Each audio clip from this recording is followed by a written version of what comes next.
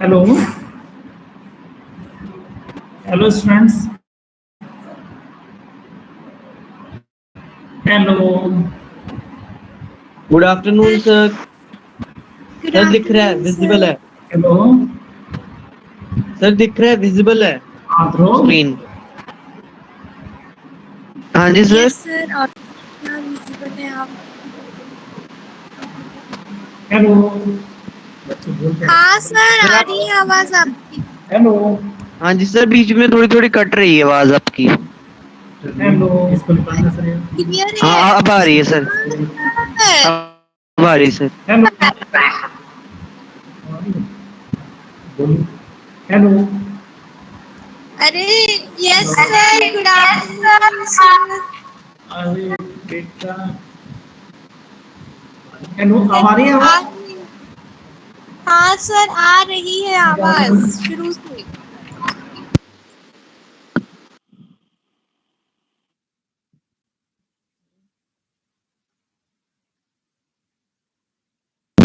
Hello, yes हाँ sir. जी। Yes sir. Earphone पे अच्छा खासा चल रहा है। हम पार्टिसिपेंट हैं कोई दूसरी क्या लीड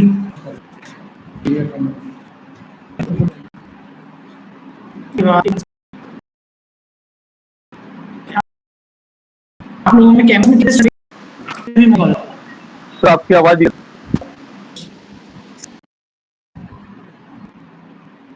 थोड़ा सा वेट करो।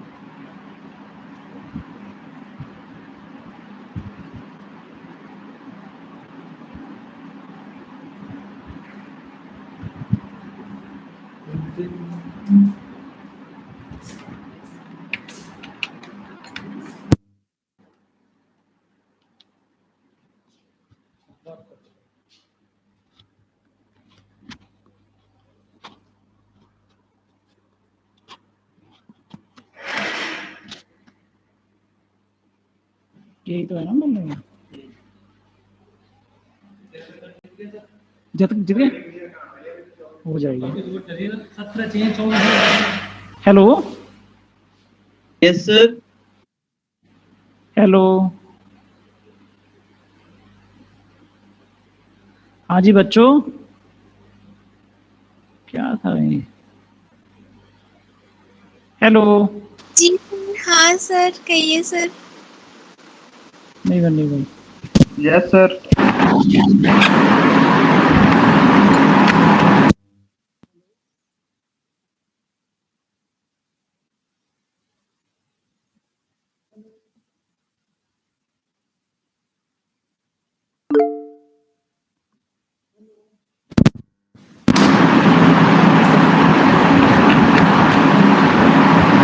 Hello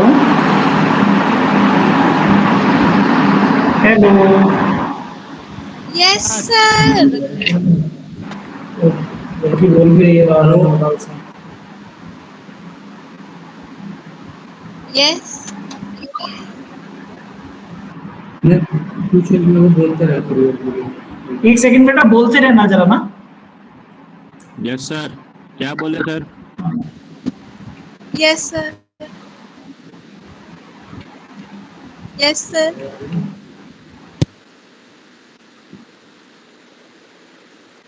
yes sir. रुक जाए अब। मदरसा को बोले वो। हेलो हाँ जी, हेलो। हेलो नहीं ललित हेलो। बोल ले। नहीं बच्चों को नहीं आ रही। नहीं।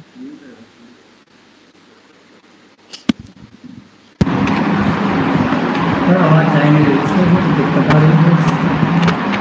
तुम कहाँ वो लैपटॉप उठा रहे हो ना, और उसका चार्ज। Yes sir.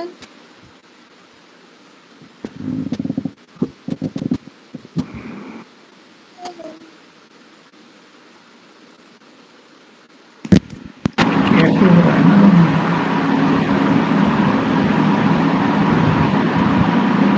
बोलना था। Hello, yes sir. हाँ सर। हाँ जी मदालसा, सर। हाँ मदालसा। यस हाँ जी सर। सर बोलो।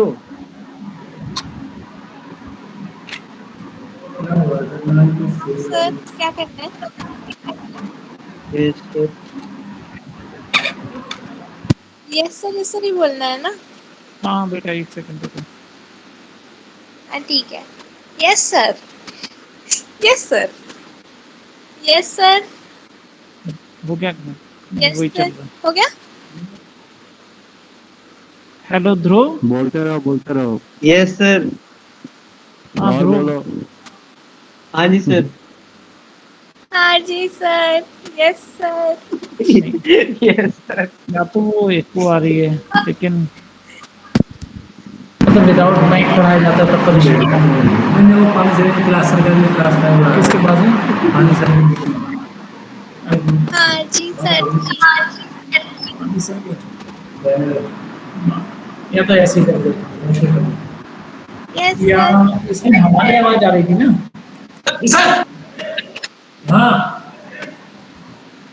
तुम इसी को लगाओ, यस हमारी आवाज नहीं आई है उससे यही तो होगा। हाँ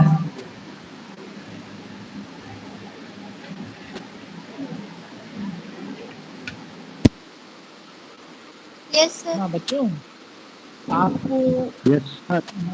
आपको मेरी आवाज सुनाई देगी, लेकिन मैं आपकी आवाज को वापस नहीं सुन पाऊंगा। शायद कोई कुछ बात नहीं सर। प्रॉब्लम हो रही है। ओके, कोई बात नहीं सर। We continue. अरे वाह, ओके ये तो सर। अच्छी बात है। हाँ ठीक है सर, कोई दिक्कत नहीं। तो लास्ट टाइम डिस्कस कर रहे थे हम about the digestion and absorption of lipids. Lipids के डाइजेशन के लिए आपको बताया, सेवरल डाइजेस्टिव एंजाइम्स के बारे में बताया था आपको, बाइल सॉल्ट्स के बारे में बताया था, bile salt which help in the emulsification. Okay, bile salts, or then absorption of lipids. For the absorption of lipids, these bile salts which form the which one the micelles, and these micelles collect these two monoacyl glycerol, free fatty acids, phospholipids, cholesterol, which we get from the digestion of these lipids, either from triacylglycerol or from the glycerophospholipids or from the cholesterol esters. Okay. So these mixed micelles, which is taken up by the intestinal mucosal cells. Okay. So what's the role of bile salts in lipid absorption? Bile salts, micelles, exert a solubilizing effect on the lipids. आपको बताया था which bile salts also helpful in emulsification as well as solubilizing effect on the lipids. Besides their participation in digestion, bile salts are also essential for the absorption of lipids. Bile salts form the mixed micelles. आपने mixed micelles का देखा पहले, अभी आपको बताया था absorption of lipids के बारे में. Okay, so these micelles which are smaller in size, मेरी आवाज तो जा रही है लेकिन मैं उनकी आवाज नहीं सुन पा रहा हूँ. नहीं नहीं उनके वो बोल रहे हैं लेकिन मेरे को उनकी आवाज सुनाई नहीं दे रही है.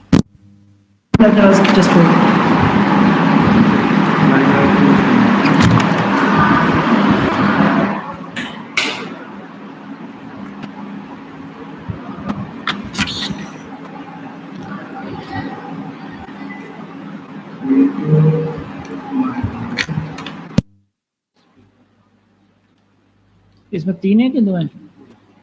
तो 2 तो उसने सब तरह से बदल के देख लिया.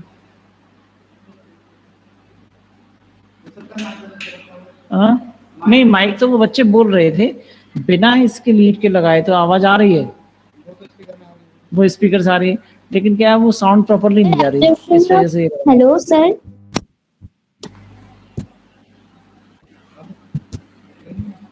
एक सेकेंड अभी दोबारा रुको. हेलो. Yes sir. नहीं इसका माइक. अरे ध्रुव. Yes sir. ये लड़का ध्रुव बोल रहा है इसकी आवाज नहीं आ रही. सर एब्जॉर्प्शन ऑफ लिपिड बता दीजिए ना और एक बार. आवाज नहीं आ रही सर. मुझे शुरू ही कहाँ करा है. अमिता सर को अपनी आवाज नहीं जा रही है तो उन्हें पता नहीं है क्या बोल रहे हो कि एब्जॉर्प्शन ऑफ लिपिड फिर से बता दोगे. और पहली बात तो अभी तो स्टार्ट भी नहीं करा है एब्जॉर्प्शन ऑफ लिपिड. इस तरह से. अरे नहीं यार इस तरह से क्या है एक्चुअली क्या उनका भी रिस्पॉन्स तो आना जरूरी होता है ना. अच्छा सर हम चैट्स में लिख लेंगे. अच्छा तो फिर इसको भी निकाल के रख दो ऐसे तो फिर इसी के वॉइस से काम कर. ठीक है डरा लो. हाँ भैया मालिक को कुछ भी करो. सही जा रहे हैं.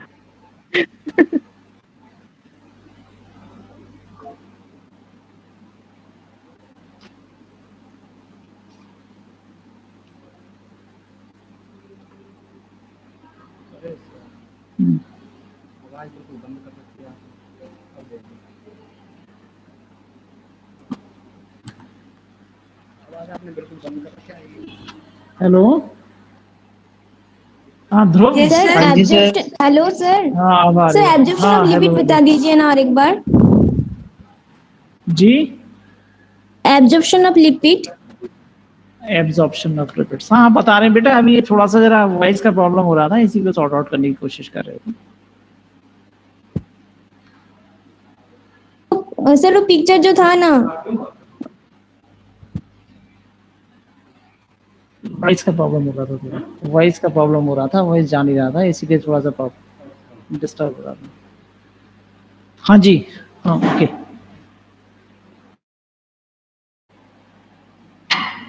इस वाली स्लाइड को next this one absorption of lipid हम डिस्कस कर रहे थे ना. हाँ जी. सर वो जो पिक्चर था ना ये वाला. यस सर एक बार समझा दीजिए ना. हाँ जी हाँ जी. आपने देखा कि डाइजेशन के बाद लिपिड्स में क्या क्या फॉर्म हुआ था. लिपिड्स के digestion by the digestive enzyme. देखिए ट्राइएसाइलग्लिसरॉल का डाइजेशन हुआ by the lipase enzyme. It forms the monoacylglycerol and fatty acid. Glycerophospholipids by the removal of one fatty acid, it forms the lysophospholipids. Okay, and the cholesterol esters with removal of fatty acid, it forms the cholesterol. So this is occurred by the digestion or by these digestive enzymes, either by lipase, phospholipase A2, or by the cholesterol esterase. Okay, then bile salts micelles come into action. Then these bile salts micelles, it get these 2-monoacylglycerol. आपने देखा था 2-monoacylglycerol किससे बना था?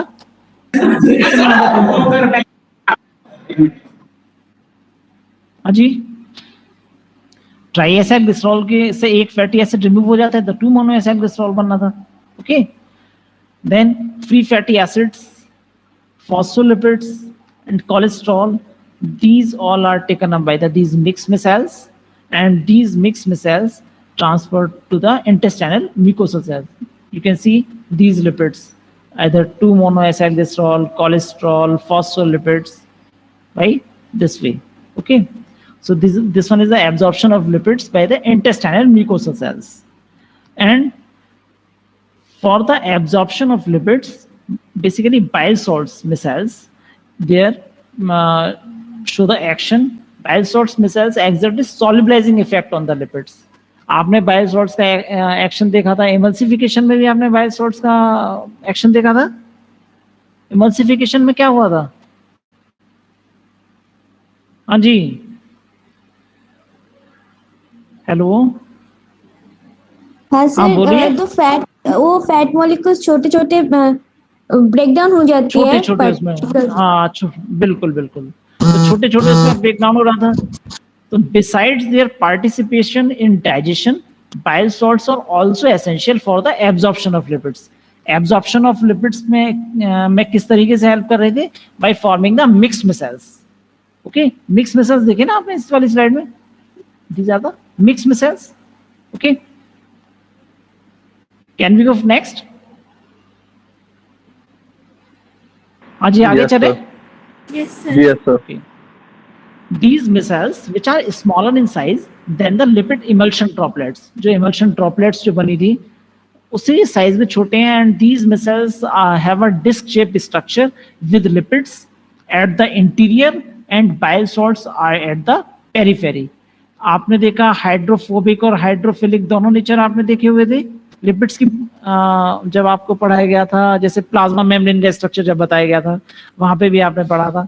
और वहां पे आपको लाइपोसोम्स के बारे में भी बताया था और मिसेल्स के बारे में भी वहां पे हमने एक्सप्लेन किया था.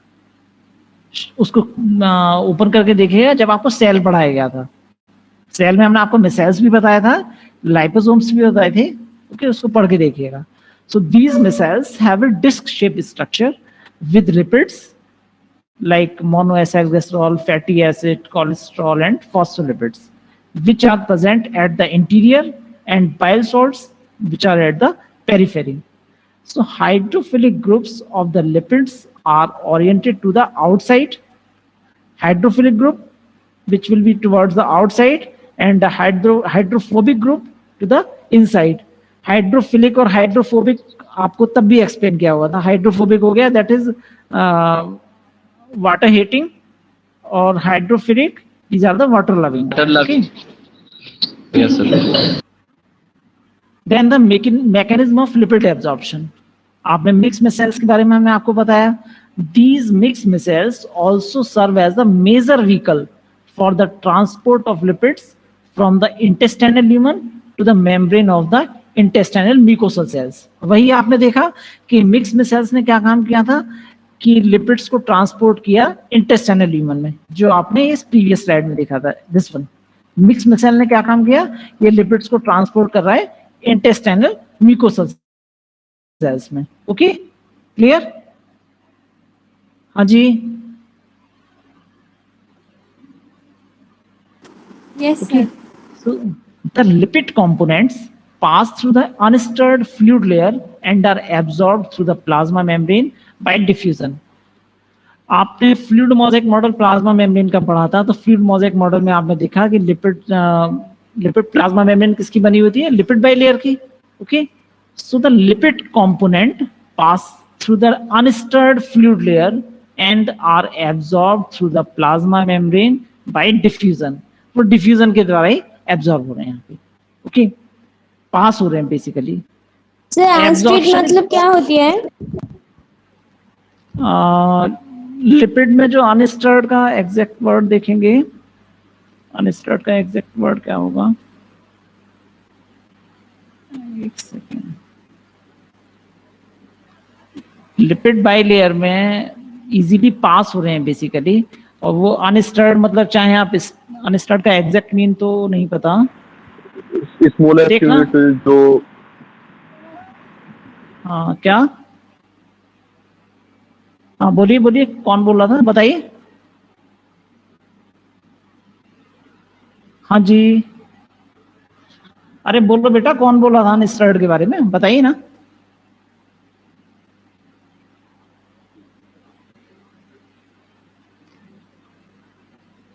हेलो, अरे भाई आवाज आ रही है क्या? आ रही है सर. हाँ सर आप हाँ आ बोलो रही बोलो, सर किसने आपकी देखा आवाज़। गूगल में चेक करके अनस्टर्ड का मीनिंग क्या बताया? हाँ जी बताइए.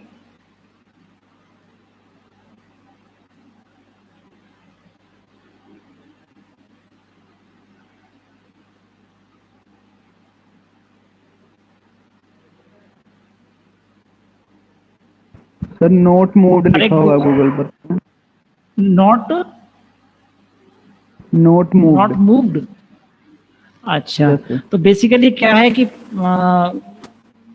जैसे स्टेबिलिटी तो है, प्लाज्मा फ्लूइड लेयर है, लिपिड बाइलेयर में आप ये तो पढ़ते हैं. प्लाज्मा मेम्ब्रेन की जो स्पेशल प्रॉपर्टी है फ्लूइड मोज़ेक मॉडल, बेसिकली उसी का नाम था फ्लूइड मोज़ेक मॉडल. तो उसमें इजीली पास हो रहे हैं.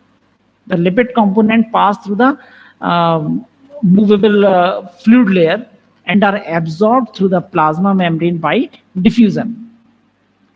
This absorption is almost complete for the monoacylglycerol and free fatty acids. Monoacylglycerol और free fatty acids के लिए तो वो absorption almost complete हो जाता है, which are slightly water soluble. So these lipid absorption not dependent on the micelles.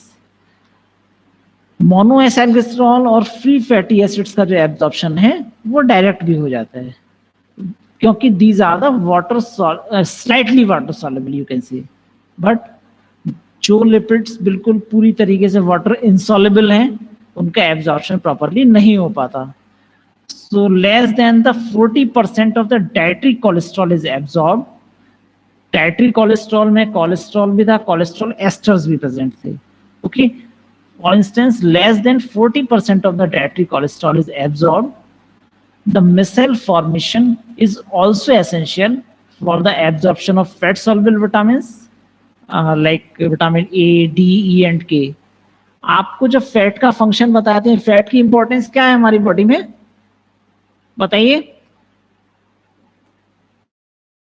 हाँ जी, lipids की क्या इंपॉर्टेंस है? सर्व एज एनर्जी रिसोर्स की तरह सर्व करता है फैट बॉडी में. और ये मेन इंपॉर्टेंट नहीं आया बेटा. एनर्जी तो हमें किसी और चीज से भी मिल सकती है, कार्बोहाइड्रेट ले लेंगे उससे भी एनर्जी मिल जाएगी. एनर्जी तो हमें कार्बोहाइड्रेट से भी मिल जाएगी ना, नहीं? प्रोटीन से भी हमें एनर्जी मिल जाएगी, प्रोटीन्स भी ले लेंगे तो डाइट में. बताइए, आप लोगों को लिपिड्स की केमिस्ट्री पढ़ाई थी तब बताया हुआ था उसके बारे में. देखिए, आप जो भी लिपिड्स डाइट में ले रहे हैं, एक तो उससे आपको एसेंशियल फैटी एसिड्स मिल रहे हैं, जो फैटी एसिड्स हमारे शरीर के अंदर जिनकी सिंथेसिस नहीं हो सकती, ओके. और इसके साथ साथ लिपिड्स की इंपॉर्टेंस क्या है, ये फैट सॉल्युबल विटामिन के एब्जॉर्प्शन में हेल्पफुल है. अगर लिपिड ही नहीं होंगे तो क्या ये फैट सॉल्युबल विटामिन जो आप ले रहे हैं, vitamin A, D, E and के, ये अपना एक्शन शो कर पाएंगे? नहीं कर पाएंगे ना, क्योंकि सबसे पहले तो उनका सॉल्युबलाइज होकर उनके एक्शन होना चाहिए, उनका डाइजेशन एब्जॉर्प्शन प्रॉपर होगा, तभी तो वो अपना एक्शन शो कर पाएंगे. तो लिपिड्स की इंपॉर्टेंस सबसे मोस्ट इंपॉर्टेंट ये दो ही फैक्टर हैं, एनर्जी भी हमें मिल रही है, उसके साथ साथ और भी काफी सारी चीजों से एनर्जी मिल सकती है।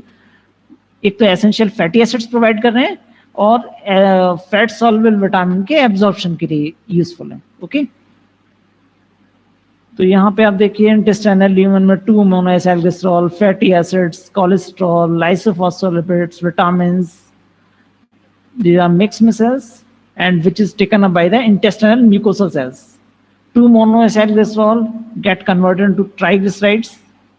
अगेन क्या हो रहा है यहाँ पे, दोबारा से उनका लिपिड्स का जो है रीसिंथेसाइज हो रहे हैं। आप देखिए 2 मोनोएसिलग्लिसरॉल क्या हो रहा है, ट्राइग्लिसराइड में चेंज हो गया।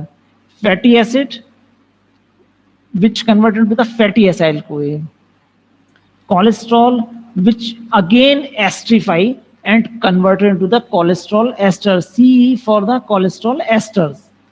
Okay, then sorry, lysophospholipid which converted into the phospholipids. लाइसोफॉस्फोलिपिड और फॉस्फोलिपिड में क्या डिफरेंस था बताइए?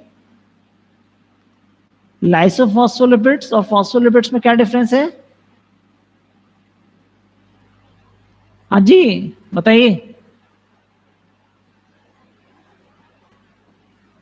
हाँ जी बच्चों बोलो।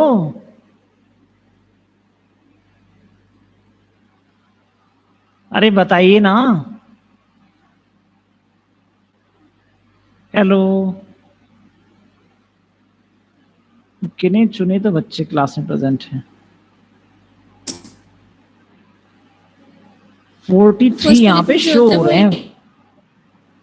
हाँ बोलो। होता है जो बाहर होता है।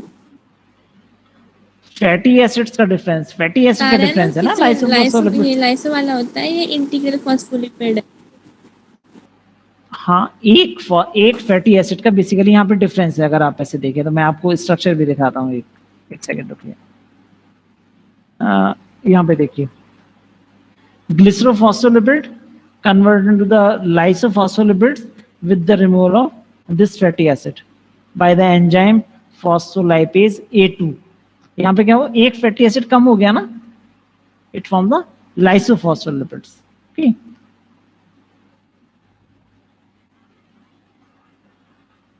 Lysophospholipids convert into the phospholipids, and these are triglyceride, fatty acyl CoA, cholesterol esters, phospholipids, vitamin A, D, E, and K, fat soluble vitamins.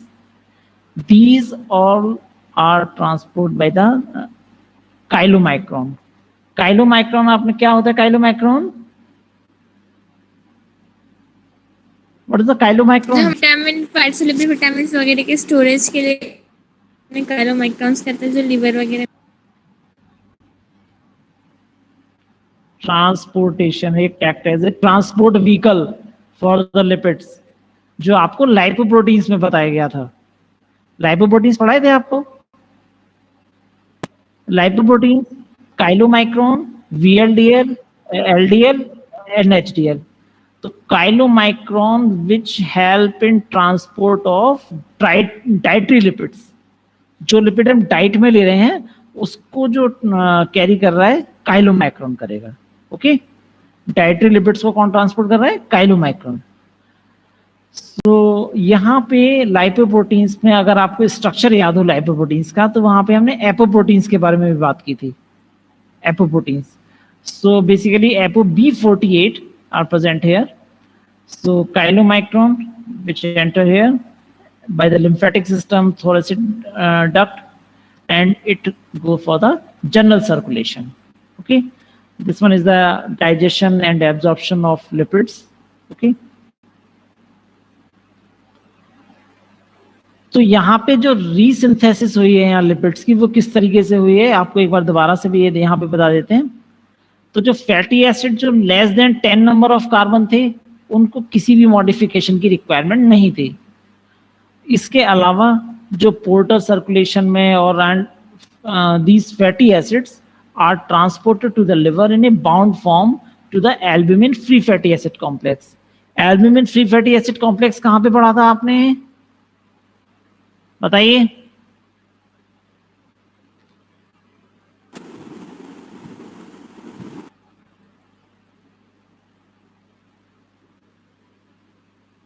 हाँ जी, albumin free fatty acid complex, बोलिए।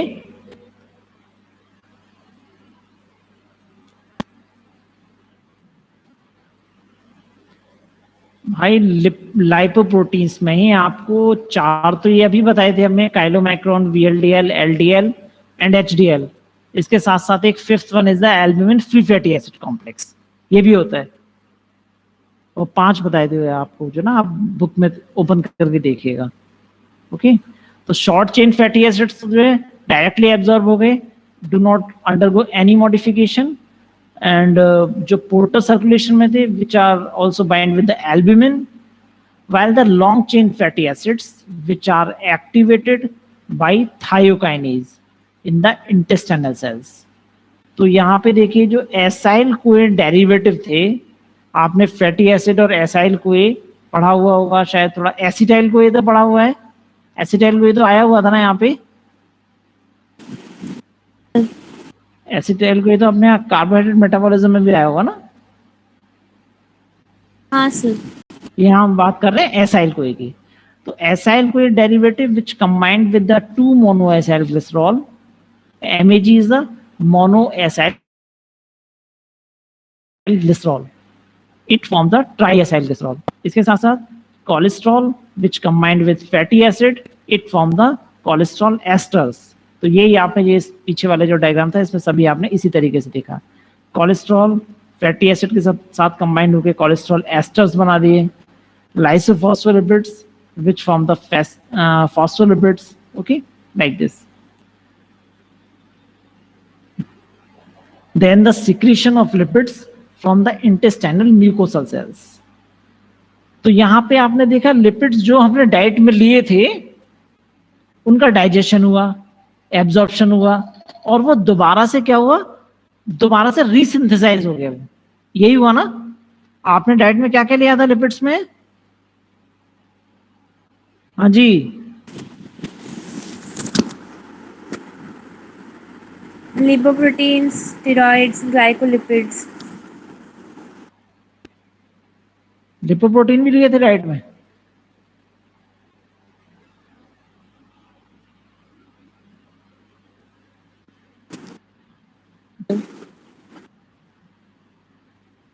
हाँ, ट्राइएसाइल ग्लिसरॉल है ना, ऐसे जो भी आपने डाइट में, कोलेस्ट्रॉल एस्टर्स आपने डाइट में लिए थे। तो यहाँ पे देखिए आपने डाइजेशन हुआ, आप दोबारा से एक मैं आपको दिखा देता हूँ। देखिए ये लिपिड आपने डाइजेशन में मतलब एज सच लिए थे, जैसे ट्राइएसाइल ग्लिसरॉल लिया था आपने, ग्लिसरोफॉस्फोलिपिड्स लिए थे डाइट में, या कोलेस्ट्रॉल एस्टर्स लिए थे। यही जो लिपिड्स जो आपने डाइट में लिए थे इनका डाइजेशन हुआ by the digestive enzymes, lipase, phospholipase, cholesterol esterase. तो ये डाइजेशन के बाद कोलेस्ट्रॉल बना था, लाइसोफॉस्फोलिपिड्स बना था, 2 मोनोएसाइल ग्लिसरॉल बना था। तो अगेन क्या हो रहा है, ये दोबारा से कन्वर्ट हो रहे हैं ट्राइएसाइल ग्लिसरॉल में, ग्लिसरोफॉस्फोलिपिड्स में और कोलेस्ट्रॉल एस्टर्स में। Okay,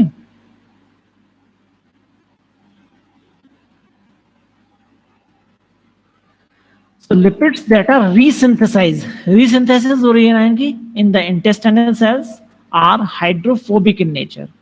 They are put together as lipid droplets and surrounded by a thin layer consisting of mostly apoproteins and phospholipids। जो आपने काइलोमाइक्रोन में देखा, apoprotein B48 and ApoA1।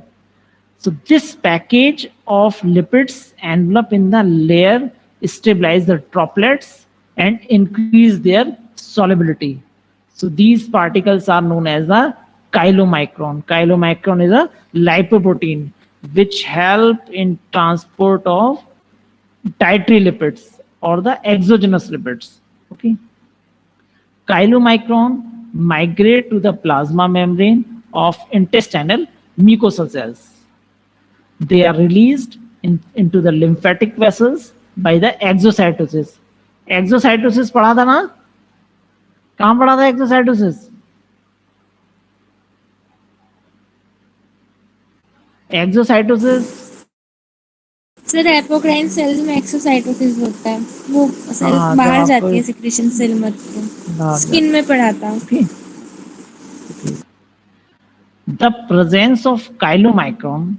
देखिए, आप जब डाइट में फैटी रिच डाइट पे हैं, आपने मान लीजिए खाना खाया है, खाना खाने में कुछ आपने अच्छा सा घी वगैरह लिया हुआ है, तो उसके तुरंत बाद में अगर आपका ब्लड सैंपल कलेक्ट किया जाएगा लिपिड का लेवल चेक करने के लिए, तो this plasma will be milky. खाना खाने के तुरंत बाद अगर सैंपल ले लिया जाएगा तो this sample will be milky because of the lipids भी वहां पे प्रेजेंट है। सो यहाँ पे देखिए सेम दिया हुआ है, the presence of chylomicron gives the lymph a milky appearance which is observed after a lipid rich meal. Okay, lipid rich diet के बाद में अगर सैंपल लिया हुआ है so that is the milky. Okay, और लेकिन कुछ टाइम बाद ही क्या होता है कि काइलोमाइक्रॉन जो ट्रांसपोर्ट में हेल्पफुल है, which act as a transport vehicle for the lipids, तो धीरे धीरे करके वो मिल्कीनेस दूर हो जाती है। Okay, chylomicron enter the large body veins by the thoracic duct, and blood from here flow to the heart and then to the peripheral tissue, and finally these are the peripheral tissue, muscles, adipose tissue, and finally to the liver. Adipose tissue, muscles take up a large proportion of the dietary lipids from chylomicron for storage and transport. किसका storage करने के लिए हो रहा है ये? हाँ जी, adipose tissue and muscles take up a large proportion of the dietary lipids from Storage of chylomicron fats. for नाम बताइए पूरा किसका, फैट का कौन से storage फैट का डिपोजिशन हो रहा है? ट्राइएसाइक्लिसट्रोल। ओके, हाँ, tissue and muscles take up a large proportion of the dietary lipids from chylomicron for the storage and the transport. Okay. Then the abnormalities of the lipid digestion and their absorption. First one is the steatorrhea and another one is the cholesterol stones. स्टेटोरिया में क्या होगा कि lipid का absorption properly ना होने की वजह से लिपिड जो है स्टूल में पास आउट हो जाएंगे। उसकी जो लिपिड स्टूल है पेशेंट की, उसमें भी लिपिड्स एक्सक्रीशन हुआ है लिपिड्स का। Okay, and cholesterol stones due to the excessive secretion of the digestive fluids also form. Okay, then the absorption of the abnormality. जीतो,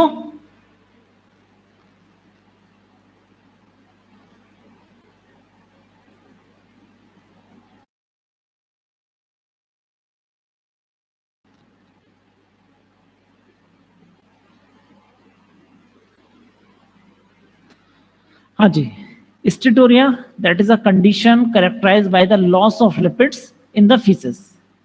Steatorrhea may be due to a defect in the secretion of bile or the pancreatic juice into the intestine, which is a defect in the secretion of bile or pancreatic juice into the intestine. There are impairment in the lipid absorption by the intestinal cells. Steatorrhea is commonly seen in disorder associated with pancreas function. अगर स्टेटोरिया किन conditions में हो सकता है? which is related with the any disorder related with pancreas, related with biliary obstruction and the severe liver dysfunction. Okay, तो liver dysfunction के लिए कौन सा एंजाइम करते थे? हाँ जी,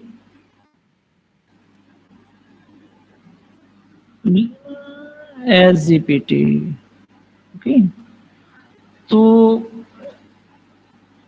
due to the defect in lipid absorption, either disorder related with pancreas, क्योंकि pancreas से भी हार्मोन डिसिक्रेट होते हैं। कौन कौन से हार्मोन निकलते हैं पैंक्रियास से? Insulin, glucagon, somatostatin. Insulin, glucagon. Okay, Then the next one is the cholesterol stones. Cholesterol stone formation in gallbladder uh, or gallstones or cholelithiasis is a frequent health complication.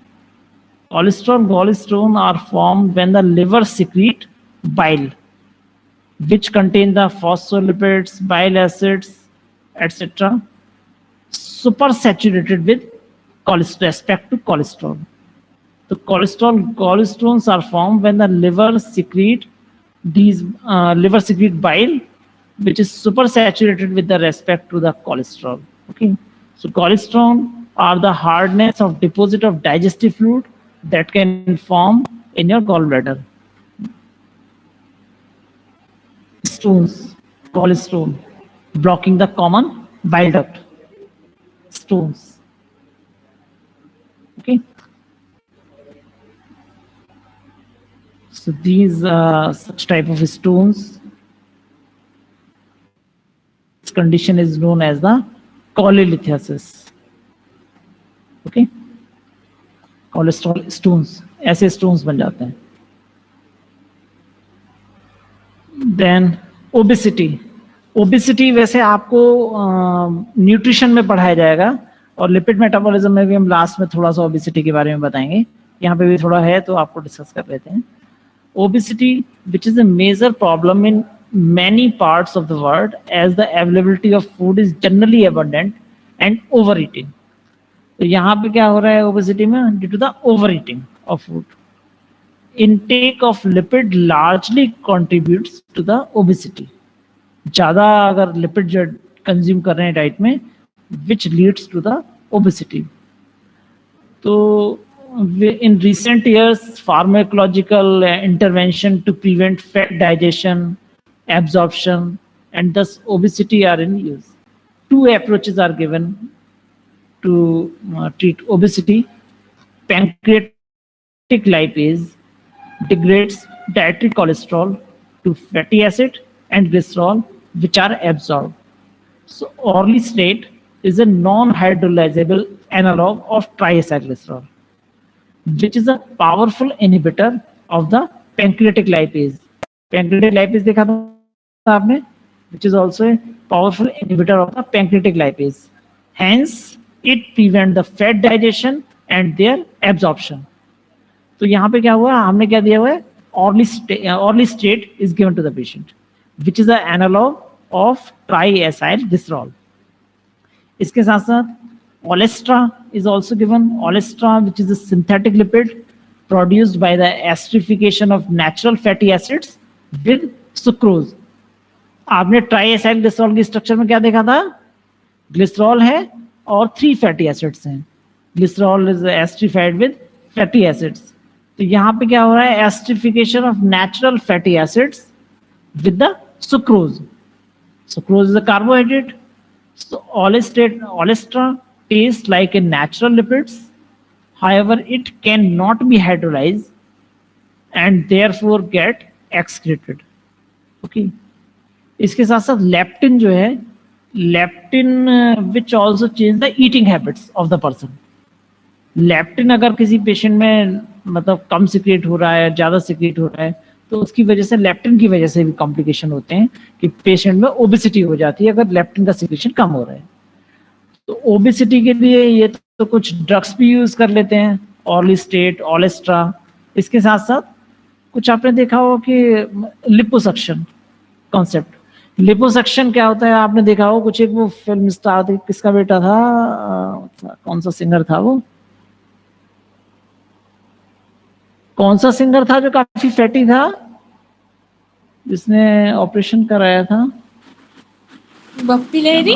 उसका नहीं, अरे बप्पी लहरी तो नहीं, वो अभी यंग सा था.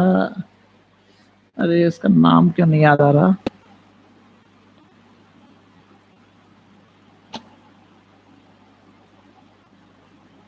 उसकी शक्ल याद आ रही है लेकिन नाम याद नहीं आ रहा. साचित. उन्होंने भी ट्रीटमेंट करवाया. हाँ, साचित. शाहरुख खान. नहीं मुझे याद नहीं है. सचित कोई खान था शायद, पता नहीं, चलिए अब मैं याद आएगा तो बताऊंगा आपको। अभी तो लिपिड्स चलेगा हमारे यहाँ, हफ्ते 10 दिन चलेगा, मतलब 8 to 10 क्लासेस लिपिड्स में लगेंगी अभी। हाँ अदनान, अदनान सामी ना, अदनान सामी था। और अभी उसको भी देखा था शायद, और कौन कौन, कई भी ऐसे हुए हैं ना जो काफी मोटे थे और एक साथ बिल्कुल स्लिम ट्रिम होके आ गए बाद में। तो ट्रीटमेंट काफी सारे चले हैं ओबेसिटी इनको ट्रीट करने के लिए, लिपोसक्शन भी किया है, या और भी जो है लेप्टिन भी इसमें यूज करता है। देखिए लेप्टिन यूज करने पे, देखिए ये पर्सन ये ओबीज है, धीरे धीरे करके जो है फैट बर्न हो गया और ये स्लिम ट्रिम हो गया बिल्कुल। So leptin is the first of a group of adipocyte secreting hormone which is used to treat the hypoleptinemic state in children with congenital leptin deficiency and extreme obesity। तो जिनमें leptin की deficiency होती है ना, उसकी वजह से eating habits person की चेंज हो जाती हैं। अगर लेप्टिन उस पर्सन में सिंथेसाइज नहीं हो रहा है तो वो उसके अपने आप ही ऐसा रहेगा, वो ज्यादा ईटिंग की तरफ जो है उसका फोकस रहेगा। उसमें लेप्टिन का जो है, लेप्टिन के ट्रीटमेंट से क्या हो रहा है, लेप्टिन विच इंड्यूसेस द सैटिस्फैक्टी and the dramatic loss of the weight, you can see like this, okay, leptin. Then we discuss about then we continue with the lipids in basically plasma lipids or the lipid profile. Lipids present in the plasma. Exam में lipid profile अलग से भी आता है, तो plasma lipids, lipid profile और all these are the same. तो यहां देखिए आप, total lipids which is present in the plasma 400 to 600 mg per dl। इसका मतलब in 100 ml of blood 400 to 600 milligram of lipids are present, okay, and how they distributed? Total cholesterol, its value is about 150 to 200 mg per dl। Total cholesterol की value रहती है 150 to 200 mg per dl। और ये किस तरीके से distributed है? LDL cholesterol which is about 80 to 150 mg per dl, HDL cholesterol which is 30 to 60 mg per dl, while the VLDL cholesterol its value is at 20 to 40 mg per dl। LDL, HDL और VLDL, इसमें से कौन सा lipid ऐसा है कि जिसकी concentration बढ़ेगी तो वो यूजफुल है हमारे लिए? बताइए। VLDL। HDL is a high density lipoprotein and this is a good cholesterol। HDL cholesterol is a good cholesterol। अगर इसकी कंसंट्रेशन ज्यादा है तो it is beneficial for our health. इसकी कंसंट्रेशन जितनी कम होती जाएगी तो उसकी वजह से पर्सन जो है वो रिस्क पे आता नजर आएगा, उसके फ्यूचर में जो है कुछ कॉम्प्लिकेशंस हो सकते हैं, okay. And the triglycerides, its concentration is about 75 to 150 mg per dl, and the phospholipids which is 150 to 200 mg per dl, and free fatty acids its concentration is about 5 to 15 mg per dl। Lipid profile बहुत common test है, labs में बहुत ज्यादा कराते हैं patient का status जो है देखने के लिए, लिपिड प्रोफाइल बहुत ज्यादा कराते हैं, जिसमें आपको ये एग्जाम में भी लिपिड प्रोफाइल काफी आता है। Lipid profile, plasma concentration of lipids किसी भी तरीके से आ सकता है। ये बात अलग है कि 2 मार्क्स में आए या 3 में आए, वो अलग मैटर है, ओके, पढ़ लीजिएगा इसको। Then the dynamic states of the body lipids. आपने देखा लिपिड्स जो है डिग्रेडेशन भी हो रहा है, रीसिंथेसाइज भी हो रहे हैं। So body lipids are continuously being degradated and the resynthesized। As already stated, the fat stored in the adipose tissue is the fuel reserve of the body। तो जो triacylglycerol, triglyceride, fuel reserve, this is the fuel reserve of the body। आपको बताया था कि एक person में लगभग इतना 70 kg पर्सन में इतना ट्राई एसाइल ग्लिसरॉल डिपॉजिट रहता है, अगर 15 to 20 kg अगर आप मान लें तो वो पर्सन को लगभग 1 लाख किलो कैलोरी दे सकता है बर्न होने पे। तो जिसकी वजह से अगर किसी पर्सन को अगर पानी मिल जाए और अगर खाने को भी नहीं मिले अगर 2 महीने तक, ही और शी कैन सर्वाइव। हो सकता है कि उसका वेट कितना भी कम हो जाए, सब कुछ हो जाए, बट ही और she can survive. So this is in a dynamic state. The triacylglycerol transported from intestine as chylomicron. Intestine में जो ट्रांसपोर्ट कर रहा था जो लाइपोप्रोटीन इंटेस्टाइन से, दिस इज अ काइलोमाइक्रोन, और जो लिवर से ट्रांसपोर्ट कर रहा है that is a VLDL। Okay, दोबारा से सुन लीजिए, chylomicron help in transport of dietary lipids while this VLDL is helpful for transport of endogenous lipids। देखिए दोबारा से लिख भी देते हैं इस पे, आपको पता होना चाहिए। Chylomicron which helpful in transport of exogenous lipids, exogenous भी बोल सकते हैं। इसके साथ साथ हम डाइट में ले रहे हैं which is also dietary lipids। And sir आपने क्या बताया फास्टिंग में भी सर्वाइव कर सकते हैं?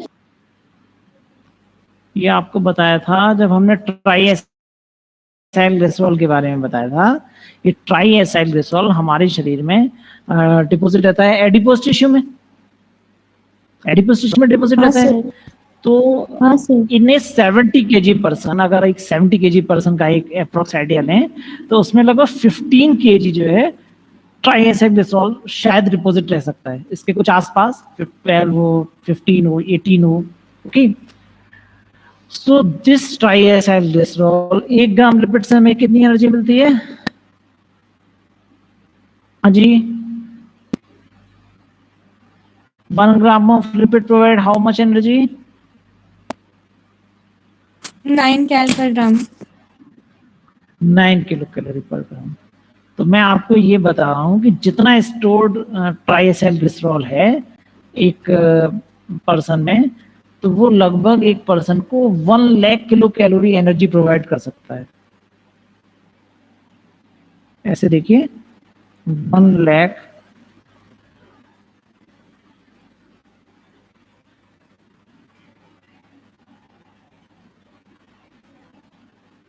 जब इतनी एनर्जी प्रोवाइड कर देगा तो फिर क्या होगा? एक आपने BMR पढ़ा था? हाँ जी, हाँ, बेसल मेटाबॉलिक रेट कितना होता था ये?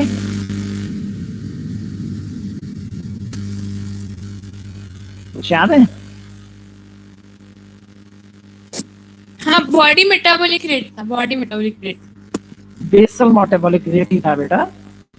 हाँ बोलो बोलो, चलो कितना होता है ये? जो नॉर्मल होता है वो 15 से 25 होता है ना। हाँ चलो हम आपकी बात बीच में कर देते हैं, 1500 1600 लेके 2000 ऐसा कुछ मान लेते हैं, 1800, चलो ऐसा करते हैं। तो इसकी वजह से क्या हो सकता है, अगर आप कैलकुलेट करके देखें 1 महीने में कितनी कैलोरी खर्च होंगी? एक BMR is the minimum amount of energy required to sustain life when person on total physical and mental rest। ये पढ़ते हैं ना BMR, ये पढ़ा था ना BMR में आपने?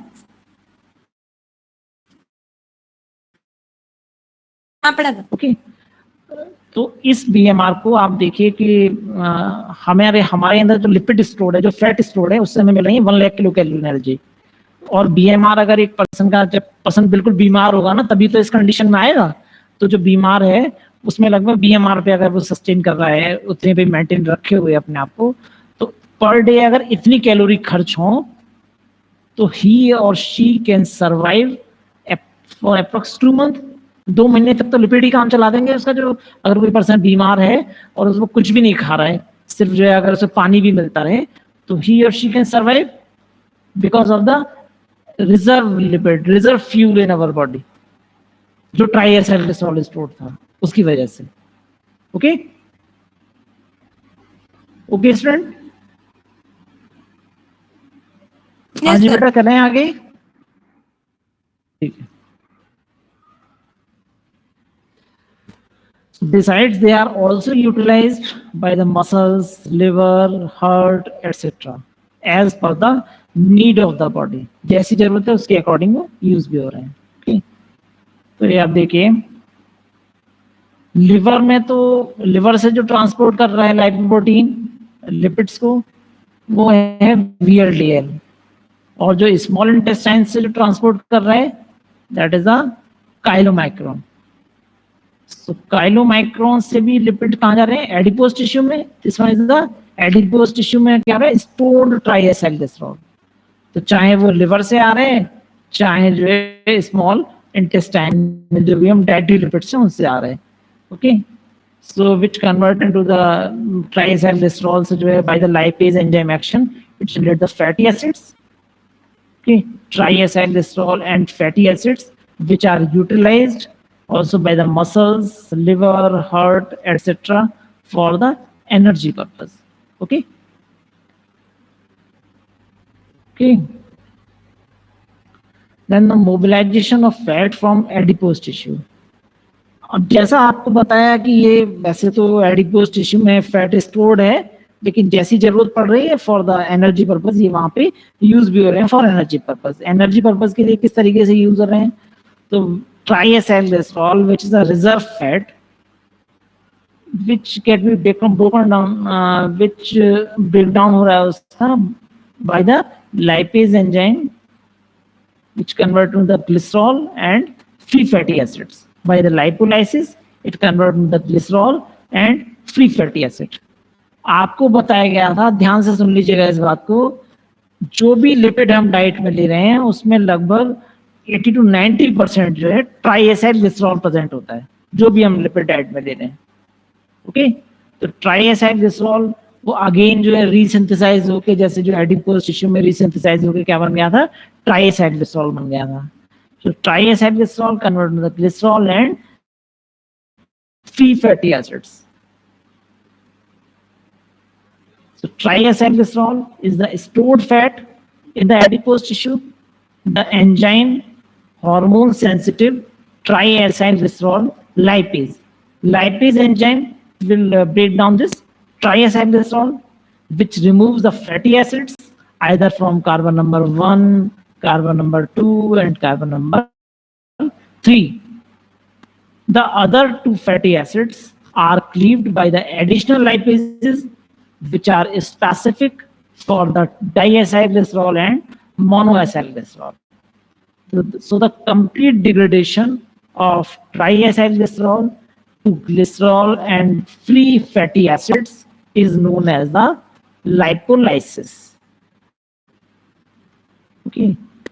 So regulation of hormone sensitive triglyceride lipase. Lipase जो है एंजाइम कहाँ पे अपना एक्शन दिखा रहा है? लिपिड्स पे, जो ट्राइएसाइक्लिसरॉल पे भी एक्शन दिखा रहा है। आपने अभी मेटाबॉलिज्म पढ़ा हुआ है, तो मेटाबॉलिज्म में आपने पढ़ा होगा कुछ एंजाइम का रेगुलेशन पढ़ा होगा, पढ़ा था? हाँ जी, हाँ सर, पढ़ा था regulation.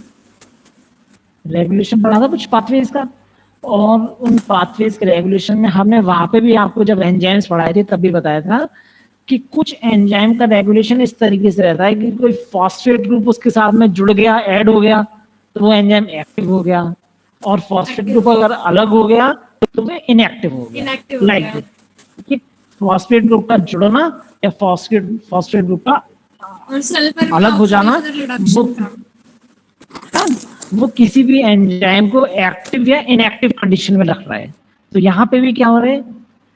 Lipase enzyme which is found in two forms, lipase B and lipase A. Lipase B which is a inactive form, और inactive form किस कंडीशन में है? in the dephosphorylated form. Dephosphorylated का मतलब क्या हो गया कि वहां फॉस्फेट ग्रुप जुड़ा हुआ नहीं है, तो उस कंडीशन में तो वो इनएक्टिव है। जबकि एक्टिव हो गया किस कंडीशन में? जब उसके साथ में फॉस्फेट ग्रुप जुड़ गया, ऐड हो गया फॉस्फेट ग्रुप।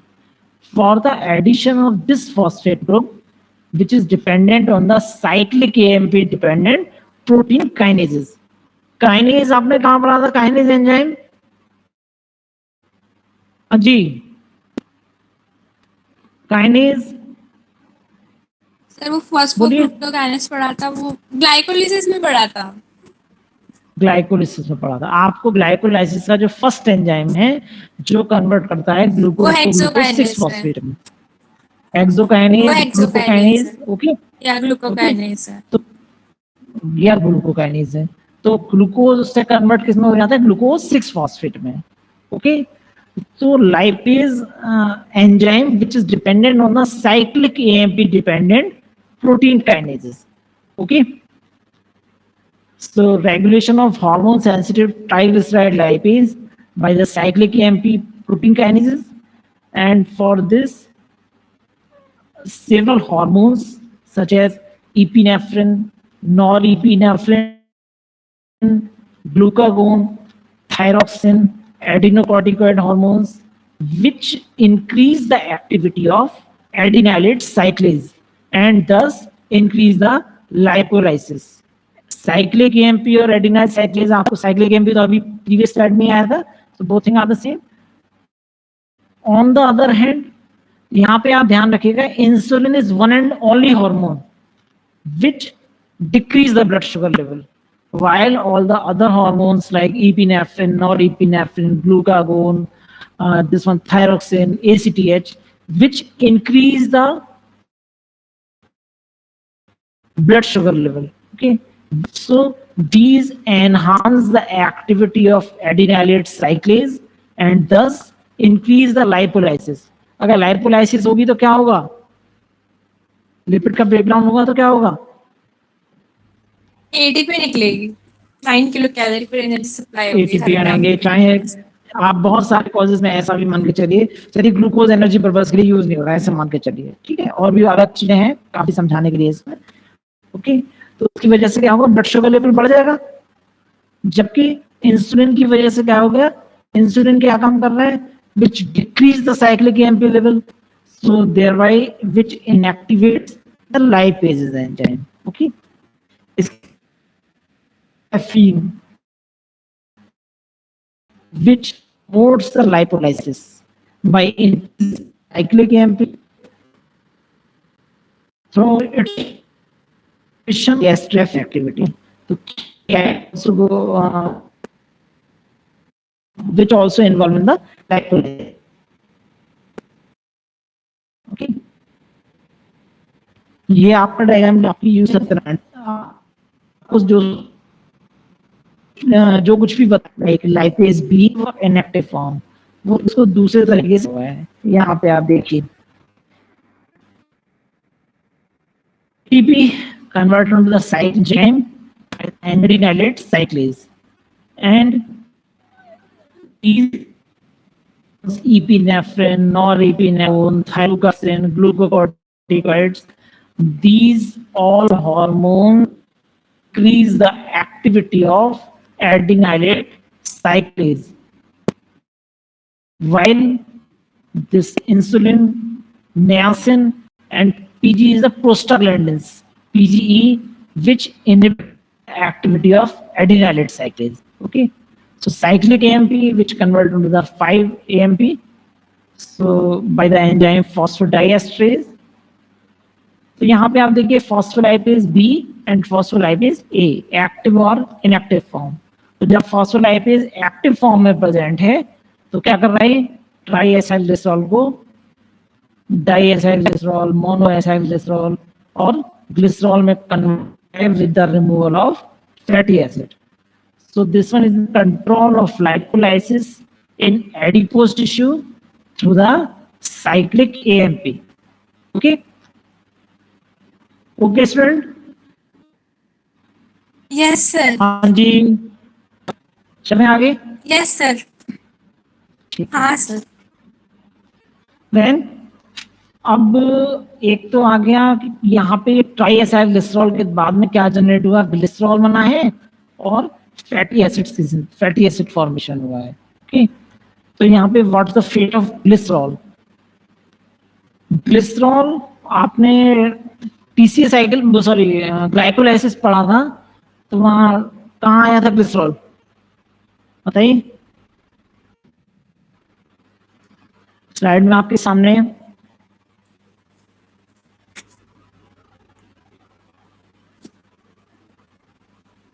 हाँ जी,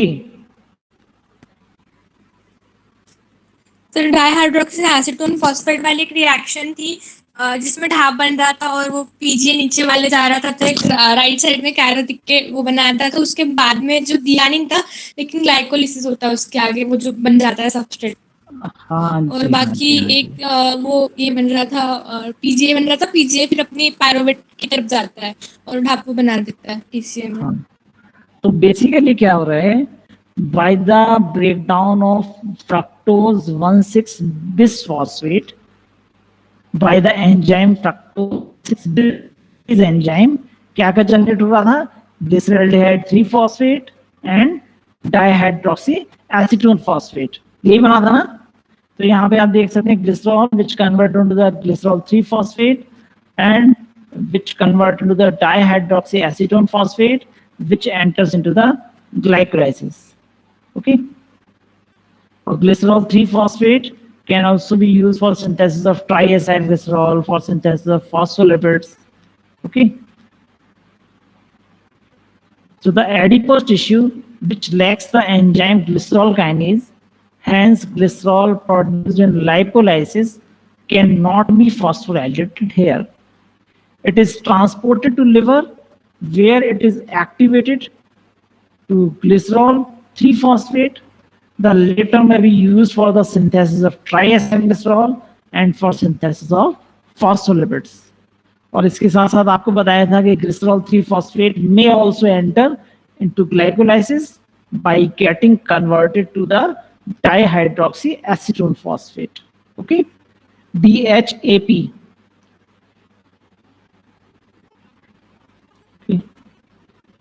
Then fate of free fatty acid, which release in the adipose tissue enter the circulation and transported in a bound form to albumin, free fatty acid complex. The free fatty acids enters various tissue and are utilized for the energy.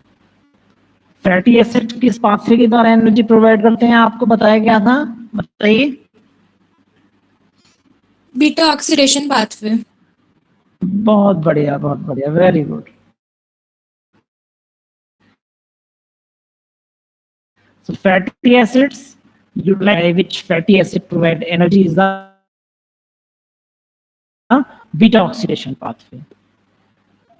So about 95% of the energy obtained from fat comes from the oxidation of fatty acids. Certain tissue, however, cannot utilize oxidized fatty acids like brain and RBC, which can't utilize fatty acids for energy purpose. Okay. And the triacylglycerol or fatty acid cycle during starvation. Starvation में क्या हो रहा है, जो ट्राइएसाइलग्लिसरॉल जो stored है adipose tissue में, उसका क्या होगा, ब्रेक डाउन हो जाएगा। So triglyceride is stored in adipose tissue, which is hydrolyzed to free fatty acid to provide energy for skeletal muscles, for cardiac muscles. However, about 65% of these free fatty acids are converted to the glyceride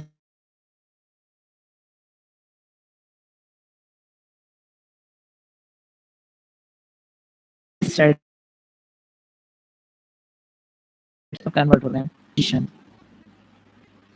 The process of lipolysis of TG and reacidification of free fatty acid to triglyceride, which is termed as the triglycerol or fatty acid cycle.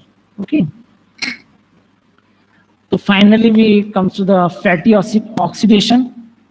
तो fatty acid oxidation में आपको बताया most common pathway by which fatty acid provide energy is the beta oxidation. The fatty acids are most oxidized by the beta oxidation. Okay. The process is known because the oxidation and splitting of two carbon unit which is occur at the beta carbon atom. Beta carbon आपने पढ़ा था, alpha beta omega भी बताया था। Omega कौन सा carbon था fatty acid में? हाँ जी, फैटी एसिड की चेन से तीसरा गिनते हैं तो वो ओमेगा होता है। कौन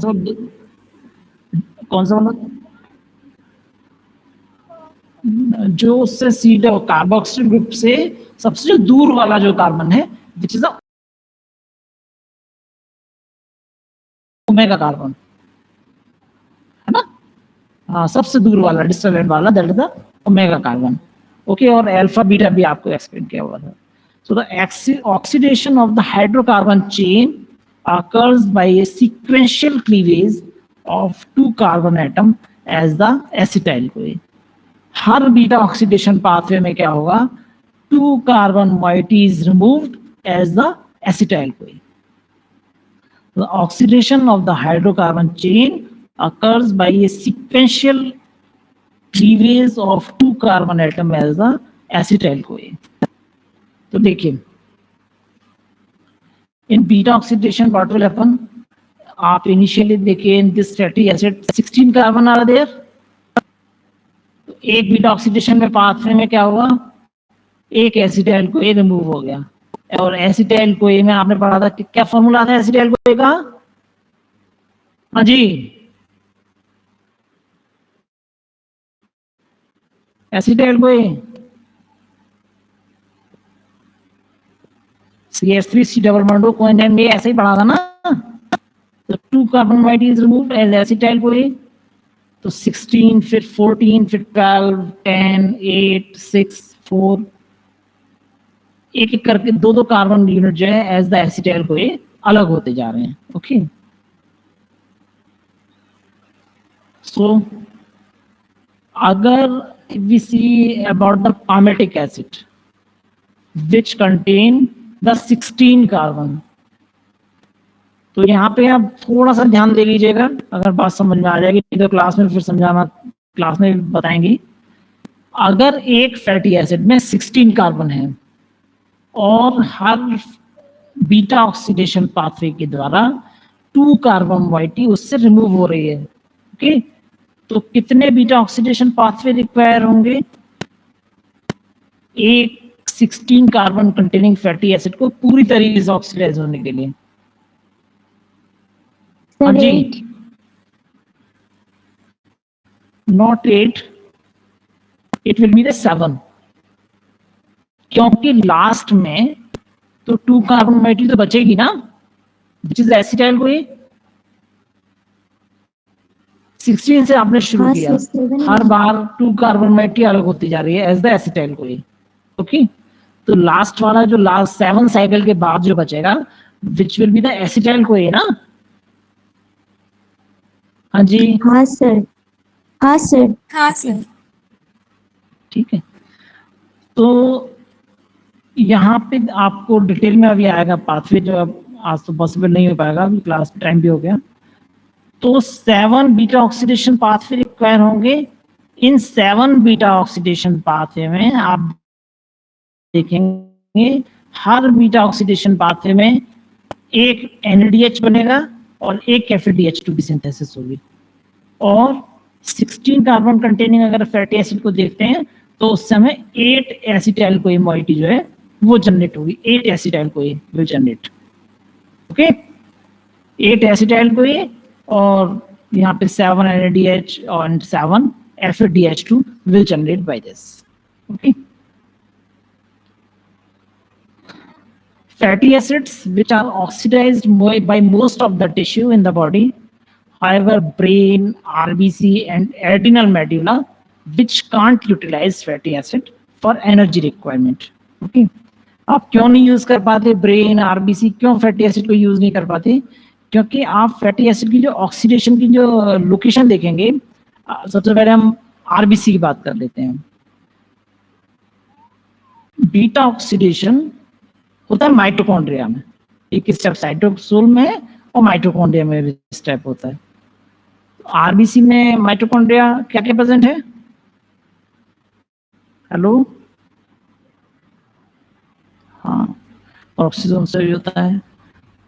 देखो, RBC which do not contain the mitochondria and are therefore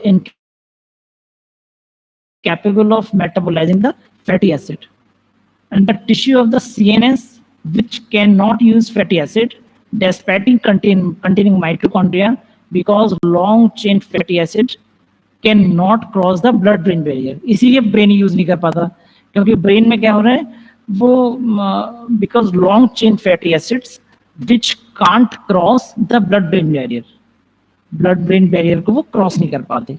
इसकी वजह से ब्रेन जो है लॉन्ग चेन फैटी एसिड्स को एनर्जी पर्पस के लिए यूज नहीं कर पाता। ओके,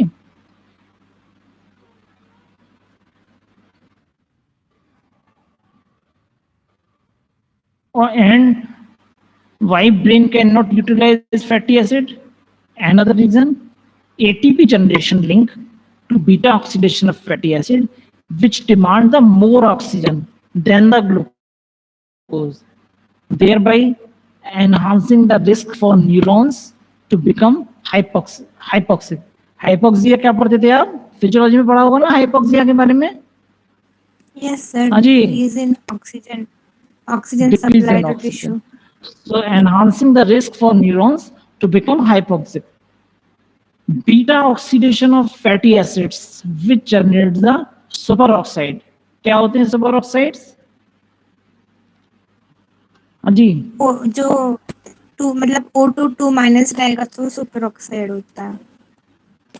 हाँ, लेकिन यहाँ हम आपको दूसरी बात भी बता रहे हैं, आपको फ्री रेडिकल्स के बारे में भी थोड़ा सा बताया था, हमने आया था काफी जगह पे free radicals. So beta oxidation of fatty acids which generates the superoxides which taken together with the poor antioxidative defense। तो उसकी वजह से ऑक्सीडेटिव डिफेंस जो है वो प्रॉपर नहीं हो पाएगा। इसकी वजह से भी brain can't utilize fatty acids for energy purpose. ये अलग से आएगा टॉपिक ना आपका फ्री रेडिकल्स एंड एंटीऑक्सीडेंट्स, तब वहां पर डिस्कस करेंगे। अभी आपको जितना समझ में आता हो वो उतना। ओके, बेसिकली क्या होता है कि फ्री रेडिकल्स जो है these are having unpaired electron shell, आपको बताया था। So they are to complete their electron shell they are highly reactive, और जहां भी जनरेट हो रहे हैं और जहां प्रेजेंट है वहीं पे नुकसान पहुंचाना शुरू कर देते हैं। Okay, so the beta oxidation of fatty acids which involves the 3 steps: activation of fatty acids to acyl CoA in cytosol, second one transfer of acyl CoA into mitochondria by the carnitine transport system, and the reaction of beta oxidation in mitochondria। तो beta oxidation के steps हो रहे हैं, activation तो cytosol में हो रहा है, then transfer of acyl CoA into mitochondria, उसके बाद जो ट्रांसफर होकर साइटोसोल से माइटोकॉन्ड्रिया में आ गई by the carnitine transport system, and finally the beta oxidation further steps will perform in the mitochondria. Okay, क्या टाइम हो गया? 3:27 सर। 3:27। तो अभी ये पाथवे साइकिल तो जी।